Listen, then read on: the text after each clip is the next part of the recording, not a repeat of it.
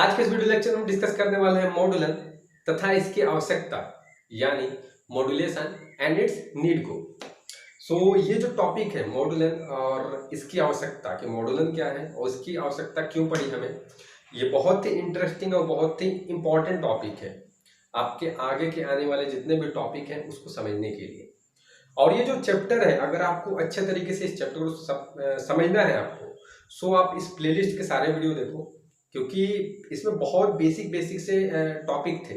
ठीक ना, मैंने एक वीडियो भी डाला था, सेकेंड वीडियो इस प्लेलिस्ट का, कि इन टॉपिक के बिना आप इस चैप्टर को नहीं समझ पाओगे, रियली नहीं समझ पाओगे।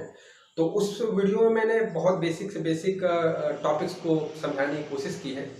इसे आप देखो ताकि आपके जो कॉन्सेप्ट हो, जो बेसिक कॉन्सेप्ट हो, जैसे कि बोलते हैं ना कि परास क्या होता है यानी रेंज क्या होता है, एम्पलीट्यूड यानी आयाम, फ्रीक्वेंसी यानी आवृत्ति, बेस बैंड यानी बैंड चौड़ाई, ये सारे के सारे बेसिक जो टॉपिक है होते क्या है। जैसे मॉड्यूलेशन है तो अभी तो मैं बताऊंगा, एक डी मॉड्यूलेशन है, तो इन सब टॉपिक के बारे में भी, जैसे मॉड्यूलन अभी मैं स्टार्ट कर रहा हूँ ना, तो ये सब सारे के सारे उसमें मैंने बेसिक तरीके से बता रखा है, इनके बेसिक उसी वीडियो में, ताकि आगे की जो भी मैं वीडियो बताऊं, मतलब जो भी टॉपिक आपको बताऊं, आपको आसानी से समझ में आ जाए। आप प्लेलिस्ट को पूरा का पूरा एक लाइन से देखो ताकि आपको समझ में आए, रियली समझ में आए, रियली आप थोड़ा जानो किसी चीज को। और एक और बात बोलूंगा कि ये जो हमारे फिजिक्स पुजारी की जो फैमिली है वो लगभग धीरे धीरे बढ़ रही है। एक बड़ा सा रिक्वेस्ट आपसे है कि आप इस चैनल के लिंक को और भी शेयर करो अपने फ्रेंड सर्कल में, अपने रिलेटिव्स में, जो भी नीडी स्टूडेंट हो उसे भी जानना चाहिए। हमारी फैमिली और भी बड़ी हो जाएगी। बड़ा करते रहो। अब हम अपने टॉपिक को स्टार्ट करते हैं। चलते हैं। अब अगर मैं बात करूं मॉड्यूलन या मॉड्यूलेशन की, तो मॉड्यूलन या मॉड्यूलेशन एक ऐसी प्रक्रिया है, एक ऐसा प्रोसेस है जिसमें हम सिग्नल के पावर को बढ़ाने का काम करते हैं। ठीक, अब सिग्नल को क्यों बढ़ाते हैं, ऐसा क्यों जरूरत पड़ गया कि सिग्नल को बढ़ाना पड़ रहा। सिग्नल को इसलिए बढ़ाते हैं, मैं एक एग्जांपल लेके आपको समझाता हूँ, ठीक ना, उससे समझ जाओगे। जैसे कि अगर दो इंसान बात कर रहे हैं, जैसे मैं आपसे समझ लो बात कर रहा हूँ, आप पास ही बैठे हुए हैं, ठीक, अगर मैं बात कर रहा हूँ तो मेरी जो आवाज़ है आप तक तब पहुंचेगी जब उस आवाज़ यानी जो साउंड की फ्रीक्वेंसी होगी वो 20 हर्ट्ज से 20,000 हर्ट्ज के बीच में होगी। इतना बढ़िया, तभी आपको बढ़िया सुनाई दे देगा, ठीक ना। लेकिन आप कहाँ होगी, अभी तो पास में बैठे हो तो आसानी से सुनाई दे देगी आपको। लेकिन अगर मान लो मैं यहाँ हूँ, अब आप क्या हो कि मेरे से 4-5 किलोमीटर दूर पे बैठे हुए हो, अब मैं यहाँ से चिल्ला के बोल रहा हूँ, कभी सुनाई दे पाएगी आपको? नहीं दे पाएगी। उसके लिए क्या करोगे, आप मोबाइल फोन का यूज करोगे, मोबाइल फोन पे बात करने की कोशिश करोगे, तब आप बात कर सकते हो मेरे से। तो कंडीशन वैसे ही होती है, जैसे मोबाइल फोन है तो जो भी आवाज निकल रही है मेरे से, तो वो मोबाइल में इंटर होने के बाद क्या होती है, वो इलेक्ट्रिकल सिग्नल में चेंज होती है। तो उसके साथ साथ एक और प्रोसेस होता है कि जो सिग्नल होती है उसके पावर को बढ़ाने का भी हम काम करते हैं। क्यों? क्योंकि ताकि वो जो सिग्नल है आप तक पहुंच सके। अगर मैं कोई भी बात बोल रहा हूँ, ठीक ना, कोई भी उससे मतलब कुछ भी बात कर रहा हूँ, तो अगर मैं बात कर रहा हूँ तो मेरी जो बातें जा रही है मोबाइल से जब निकलेगी तो इलेक्ट्रिकल सिग्नल में होगी।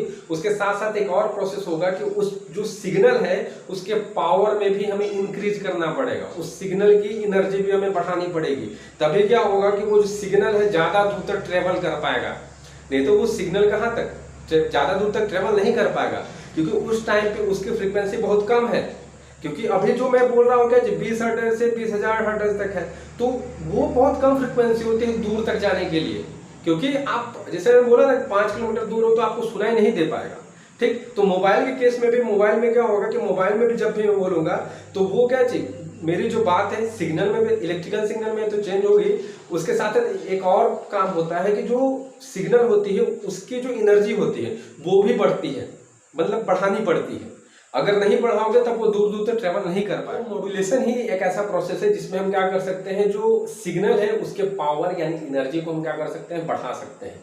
और अगर उसकी पावर बढ़ जाएगी तो जाहिर सी बात है कि वो जो सिग्नल है दूर दूर तक ट्रेवल करा सकते हैं आप।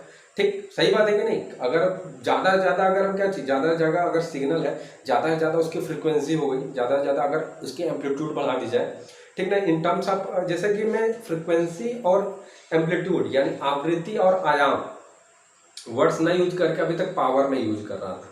तो सिग्नल की क्या बढ़ाएंगे हम, आवृत्ति ही बढ़ाएंगे या फिर आयाम बढ़ाएंगे, फिर एक कला होती है उसको बढ़ाएंगे, फेज, ठीक है। इन तीनों को बढ़ा करके क्या कर सकते हैं हम, जो सिग्नल है उसे दूर दूर तक हम ट्रेवल करा सकते हैं, दूर दूर तक भेज सकते हैं। तो इसलिए हमें मॉड्यूलेशन की जरूरत पड़ी, क्योंकि हम सिग्नल को क्या कर सकते हैं, सिग्नल को अगर हमें दूर दूर तक क्या चीज ले जाना होगा, ले जाना है, तो हमें क्या करना पड़ेगा, सिग्नल को थोड़ा मॉड्यूलेट करना पड़ेगा, उसकी जो पावर है पावर को क्या करना पड़ेगा, इंक्रीज करना पड़ेगा, तभी हम सिग्नल को क्या कर सकते हैं, दूर दूर तक ट्रेवल करा सकते हैं, ठीक। तो इसीलिए हम मॉड्यूलेशन का यूज करते हैं। अब देखो मेन बात ये है कि अब जैसे कि और क्या क्या चीज हो सकती है, जैसे कि अब देखो एक और चीज होगी साइज ऑफ एंटीना। पहला जो रीजन था कि साइज ऑफ एंटीना पे इफेक्ट पड़ने लगा, क्यों, देखो अभी मैं पूरा का पूरा डिटेल बताऊंगा कैसे, लेकिन थोड़ा सा बेसिक में बताता हूँ, ठीक है।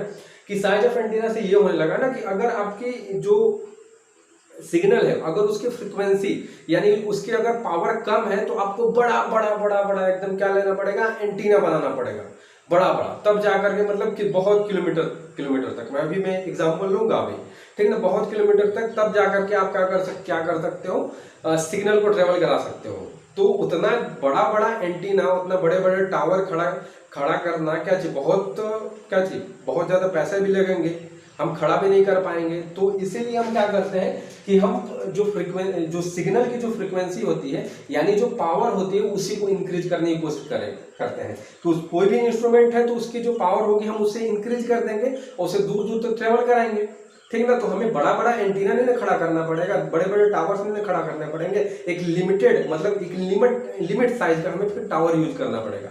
सो इसीलिए हम क्या करते हैं कि मॉड्यूलेशन का यूज करते हैं। मॉड्यूलेशन में हम सिग्नल के बस पावर यानी उसकी फ्रीक्वेंसी, एम्पलीट्यूड यानी आवृत्ति, आयाम या कला में क्या कर देते हैं, परिवर्तन करके उसे बढ़ा देते हैं। बढ़ाने के बाद क्या होता है, उसको हम दूर दूर तक ट्रेवल करा सकते हैं। सो इसलिए हम मॉड्यूलेशन का यूज करते हैं, ठीक ना। सो हम चलते हैं और मतलब स्टेप बाय स्टेप हम देखते हैं कि साइज ऑफ जो हमने अभी बोला कि साइज ऑफ एंटीना कैसे हो जाता है कि ये भी रीजन है कि साइज ऑफ एंटीना पर क्या इफेक्ट पड़ता है अगर मॉड्यूलेशन ना हो तो, और फिर क्या हो, जैसे कि मिक्सिंग, सिग्नल का मिक्सिंग हो जाती है, ठीक ना, तो वो किस तरीके से होता है। तो सारे के सारे स्टेप बाय स्टेप हम एग्जाम्पल लेकर के देखते हैं। तो चलते हैं, अब हम थोड़ा डीपली देखते हैं, ठीक ना, कि डीपली देखते हैं कि कहाँ समस्या आ रही थी भैया, कहाँ पे दिक्कत आ रही थी कि हमें मॉड्यूलेशन या मॉड्यूलन का यूज करना पड़ गया, ठीक। तो देखो बात कुछ यूं है, थोड़ा एंटीना जो साइज ऑफ एंटीना आता था उस पर थोड़ा दिक्कत आ रही थी। क्या चीज, साइज ऑफ यानी एंटीना का आकार पे, ठीक ना, एंटीना के आकार पे, साइज पे, कि भैया कितना बड़ा लेना पड़ेगा एंटीना, कितना खड़ा करना पड़ेगा कि हमारा काम हो जाएगा। देखो अब बात कुछ यूं था, देखो मैंने बोला कि जो आवृत्ति यानी जो फ्रीक्वेंसी थी अगर 20,000 हर्ट्ज हम लेकर के चलते हैं तब देखते हैं कि एंटीना हमको कितना बड़ा गड़वाना पड़ेगा ताकि हमारा भैया काम चल जाए। देखो एक बात समझ लो, जैसे सिग्नल में जब हर बार मैं सिग्नल का नाम ले रहा हूँ तो देखो सिग्नल हमेशा क्या होता है ना, जैसे आप बात जब करते हो तो जो इंफॉर्मेशन जो निकल के जाता है ना वो सिग्नल के फॉर्म में होता है। जैसे इस तरीके से सिग्नल है तो इसी सिग्नल में क्या होता है, आपकी बातें होती हैं, जो भी आप बात करते हो तो इसी सिग्नल में इस तरीके से वो मूवमेंट करके जाता है, ठीक ना, एक वेव के फॉर्म में, ठीक। तो जैसे कि अब मैं बात करूं कि यहाँ पे देखो, अब अगर मैं बात करूं कि हमारे पास 20,000 आवृत्ति यानी फ्रीक्वेंसी के हमारे पास फ्रीक्वेंसी है, ठीक। अब इसे हमें क्या करना है, भेजना है। तो भैया कितना खंबा, हम कितना बड़ा एंटीना गाड़ दे के हमारा आसानी से क्या जी दूसरे जगह पे चला जाए। तो यहाँ पे देखो, तो 20,000 हर्ट्ज का हमने फ्रीक्वेंसी ले लिया है यानी आवृत्ति लिया है। तो यहाँ पर 20 गुणित 10 घाटे 3 हो जाएगा, हर्ट्ज हो जाएगा, क्योंकि 1000 में था, किलो हर्ट्ज था, ठीक ना। तो यहाँ पे इतना हो जाएगा। अब लेमडा इक्वल टू में क्या हो जाएगा, C/न्यू, ये तो आप जानते हो फॉर्मूले से। यहाँ पे लेमडा क्या है, वेवलेंथ है यानी तरंग दैर्ध्य है, तरंग दैर्ध्य है यहाँ पे, और इक्वल टू में C प्रकाश की चाल यानी स्पीड ऑफ लाइट, एंड ये क्या है, फ्रीक्वेंसी है यानी आवृत्ति है, ठीक ना। अब देखो वैल्यू पुट करते हैं, देखो प्रकाश की चाल यहाँ पे इतनी पुट कर दी हमने और आवृत्ति हमने यहाँ पे इतनी थी यानी फ्रीक्वेंसी हमारी इतनी थी, तो यहाँ पे इसे पुट कर दिया हमने, रख दिया, ठीक। अब यहाँ पे इसको जब सॉल्व करेंगे इस तरीके से, देखो सॉल्व मैंने किया है किस तरीके से, सॉल्व जब इस तरीके से करेंगे तो हमारा जो आंसर आएगा वो तरंग दैर्ध्य यानी जो लेमडा होगा, ठीक, यानी जो वेवलेंथ होगा वो कितना आ जाएगा, 15 गुणित 10 के घाते 5 आ जाएगा भैया, ठीक। अब यहाँ पर देखो 15 गुणे 10 के घाते 3 आएगा, 5 नहीं, ठीक। तो 15 गुणे 10 के घाते 3 आ जाएगा।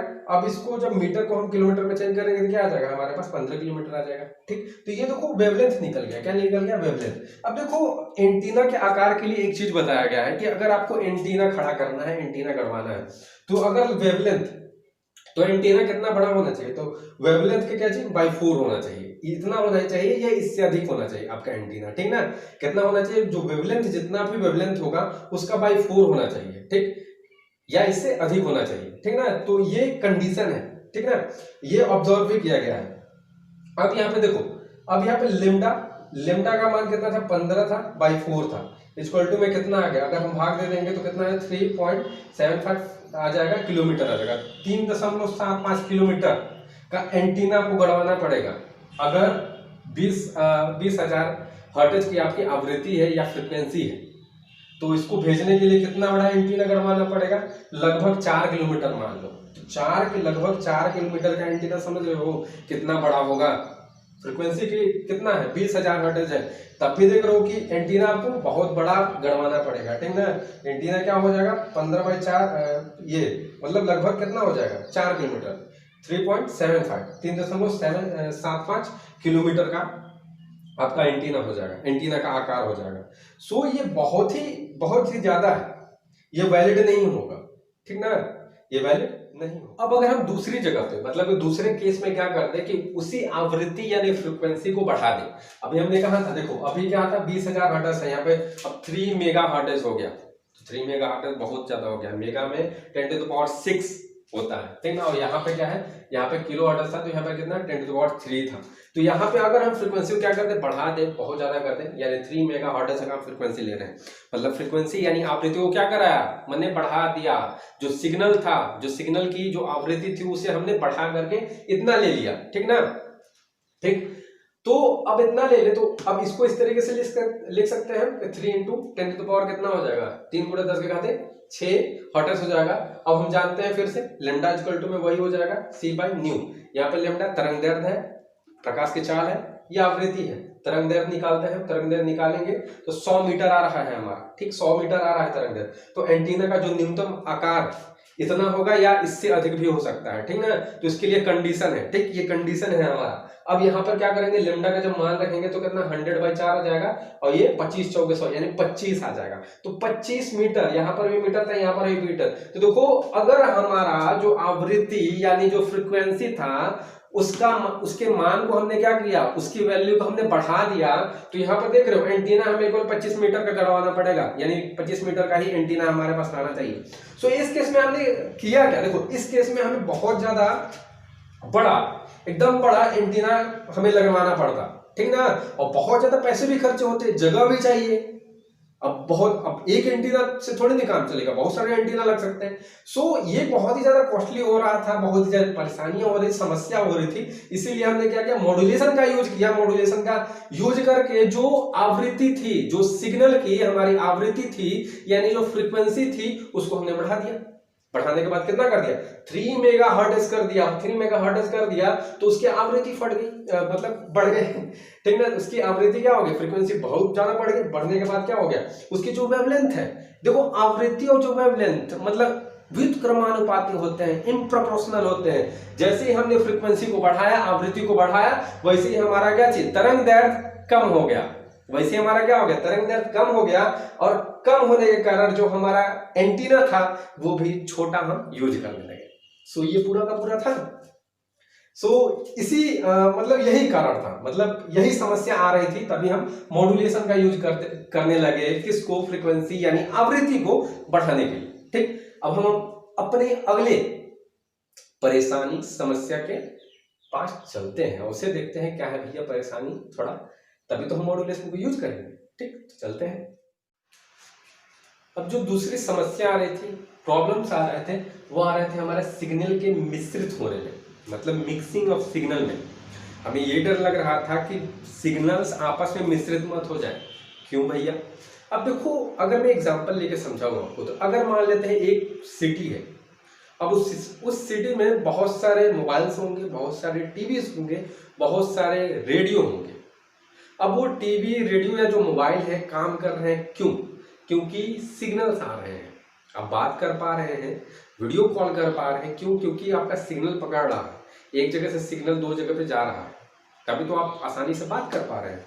तो डर इस बात का लग रहा था कि अगर जो सिग्नल है, अगर उसकी आवृत्ति यानी जो फ्रीक्वेंसी है, अगर कुछ सिग्नल की आवृत्ति या जो फ्रीक्वेंसी है अगर बराबर हो जाएंगे तो सिग्नल आपस में मिश्रित हो जाएंगे, मिल जाएंगे, तो आप ढंग से बात नहीं कर पाएंगे। सच एग्जाम्पल लेके समझाऊं तो आप कभी बात मतलब फोन लगाए, आप कहीं लगाना था आपको, फोन यूपी लग गया, आपका फोन बिहार। अब ये क्यों हुआ? क्योंकि जो सिग्नल थे आपस में मिल गए और लग जाता है कहीं और फोन, तब फोन लगाओ कि हाँ मामा जी, नहीं कौन बड़ा भैया, कौन बोल कौन रहे, तो ये आ जाता है। तो कुछ ऐसा हो जाता है, ठीक ना। और कभी देखते हो कि अगर सिग्नल जब कोलैप्स होते हैं, या अभी भी मतलब जब सिग्नल अगर कोई मिक्स हो गए, कोलैप्स हो गए, तो अब कहीं फोन लगाओगे ना तो घुन घुन करके केवल घुनघुनाएगा वो, और कुछ होगा नहीं, ठीक। या फिर सिग्नल अच्छे तरीके से नहीं पकड़ पाती तब वो करता है, या कोलैप्स हो जाती है तब। तो देखो क्या किया गया ना कि जो सिग्नल का मिश्रित होना या जो मिक्सिंग ऑफ सिग्नल थी, ये जो समस्या थी आ रही थी, तो इसके लिए क्या गया कि हम मॉड्यूलेशन का यूज किए, यानी जो सिग्नल थी उसको आगे हाई एनर्जी हाई पावर वाला बना दिया, ठीक ना, हाई फ्रीक्वेंसी की हमने सिग्नल बना दिया, ठीक, बहुत ज्यादा उसकी पावर बढ़ा दिए। फिर बढ़ाने के बाद क्या किए कि अलग अलग जो स्टेशंस थे, अलग अलग जो प्रसारण केंद्र थे, जैसे कि टीवी वाला, रेडियो वाला, जितने भी क्या स्टेशंस थे, या मोबाइल के लिए भी जो है, उन लोगों के बोल दिए कि देखो भाई तुम इतना बैंडविड्थ ले लो, बैंड चौड़ाई ले लो, और तुम इतना ही फ्रीक्वेंसी पर सिग्नल सेंड करोगे, इतना ही फ्रीक्वेंसी पर तुम सिग्नल सेंड करोगे, एक जैसे सिग्नल नहीं सेंड करोगे। क्यों? क्योंकि दिक्कत आ जाएगी। दिक्कत क्या आएगी? सिग्नल्स आपस में मतलब मिश्रित हो सकते हैं, तो इसीलिए उन लोगों को क्या एक निश्चित दे दिया गया कि भैया लो तुम मतलब इतने बैंड चौड़ाई पे तुम क्या करोगे, सिग्नल को भेजोगे, तुम इतने बैंड चौड़ाई पे सिग्नल को भेजोगे, मोबाइल वाला इतने बैंड चौड़ाई पे सिग्नल को भेजेगा, ठीक ना। तो इससे क्या होगा कि सिग्नल कोलैप्स नहीं करेंगे, आपस में मिश्रित नहीं होंगे, और अच्छे तरीके से हम बात कर पाएंगे, ठीक। तो ये हुआ। अब देखो ये कंप्लीट हो गया। अब जो ये देखो इसमें क्या, ये पावर को दिखा रहा है, पावर, और ये क्या है, तरंगदैर्घ्य है यानी वेवलेंथ है ये। अब देखो इन दोनों का व्युत्क्रमानुपाती है, यानी इम्प्रोपोर्शनल है ये। तो यानी अगर तरंगदैर्घ्य क्या होगा, अगर तरंगदैर्घ्य कम होगा, बहुत ज्यादा कम हो जाएगा, तो जो सिग्नल की जो पावर है वो बढ़ जाएगी। सही बात है। क्यों? क्योंकि देखो इस केस में यहाँ पे हमारा क्या था, यहाँ पे तरंगदैर्घ्य यानी वेवलेंथ क्या थी, ज्यादा थी, 15 किलोमीटर। तो यहाँ पे तरंगदैर्घ्य यानी वेवलेंथ ज्यादा है, तो देखो अगर वेवलेंथ ज्यादा है तो यहाँ पे पावर क्या हो जाएगी, कम हो जाएगी ना, जाहिर सी बात, कम होगी कि नहीं। तो यहाँ पे पावर कम हो जाएगी, तो इसका जस्ट व्युत्क्रमानुपाती है, तो यहाँ पे जस्ट इसका यहाँ पे उल्टा देखो। अब यहाँ पे क्या है कि 100 मीटर है, यहाँ पे जो वेवलेंथ है हमारा क्या है 100 मीटर है, तो 100 मीटर है, तो अब देखो ये 100 मीटर है, तो ये कम हो गया, तो हमारी सिग्नल की पावर क्या हो जाएगी, बढ़ जाएगी। तो ये भी एक क्या है, तर्क है, ठीक ना, जो दिया गया था उस टाइम पे, ठीक। हाँ, तो मैं आशा करता हूँ कि आपको समझ में आया होगा, ठीक, कि आपको कुछ ना कुछ इस टॉपिक में पूरे लेक्चर में कुछ ना कुछ समझ में आया होगा। सो एक ही बात बोलूँगा, प्लेलिस्ट को जरूर चेक करें, एंड नोट्स के लिए, पीडीएफ नोट्स के लिए डिस्क्रिप्शन में जाएं, वहाँ पे लिंक मिलेगा, क्लिक करेंगे, डाउनलोड कर सकते हैं। ऐसे तो मैं हमेशा बोलता हूँ कि जो आप अपने से नोट्स बनाते हो, अपने से लिख करके एक अपना नोट्स, वो आपके लिए ज़्यादा प्रॉफिटेबल, ज़्यादा यूजफुल होता है देन किसी और के नोट्स की तुलना में। सो आप अपने से बना सकते हो, लेकिन अगर एग्जाम टाइम से तो आप डाउनलोड करके उससे रिवीजन करते हो, जस्ट इसी तरीके के जैसे मैंने बोर्ड पे लिख करके पढ़ाया है, उसमें थोड़ा ज़्यादा हमने थ्योरी दिया है, थोड़ा सा ज़्यादा थ्योरी लिखा हुआ है, ठीक ना, बाकी पूरा का पूरा स्ट्रक्चर इसी तरीके से है, इसी तरीके से कैलकुलेशन आपको मिलेंगे। सो आप जाइए वहाँ पे उससे डाउनलोड कर लीजिए, एंड जाने से पहले सब्सक्राइब, लाइक एंड कमेंट करना मत भूलना। कमेंट में बताया करो यार कि कौन से प्रॉब्लम्स है, या मतलब कि कौन से ऐसी प्रॉब्लम्स मेरे में थी, ठीक, जिससे कि मैं उस चीज़ को नहीं समझा पाया, सो मैं उसे दूर करूँ।